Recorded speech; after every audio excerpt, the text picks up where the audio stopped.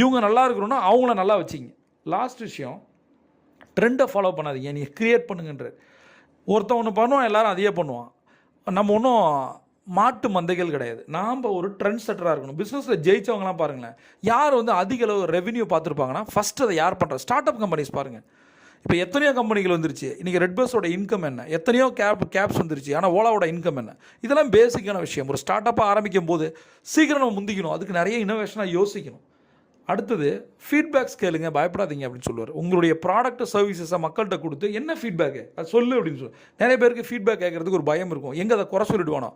நாம் வந்து நம்மளோட ப்ராடக்ட்டை கொடுக்குறோம், சர்வீசஸ் கொடுக்குறோம், இதில் என்ன நிறை குறைகள் இருக்குது, அதை என்ன மாற்றிக்கணும் அப்படின்னு நம்ம என்ன யோசிக்கிறோமோ அதை மக்கள்கிட்ட கேட்குறோமோ நம்ம ஜெயிக்க ஆரம்பிச்சோன்னு அர்த்தம். லாஸ்ட் ஒன்று, என்ன நமக்குள்ள நல்ல விஷயம் இருக்குதுன்னு பாருங்கள். மெயினாக திரும்ப திரும்ப அவர் சொல்கிறது, மக்களுக்கு ஏதாவது செய்யுங்க, சேரிட்டி மாதிரி பீப்புளுக்காக ஏதாவது செய்யுங்கன்னு சொல்கிறாரு. நாம் என்ன பண்ண போகிறோம்?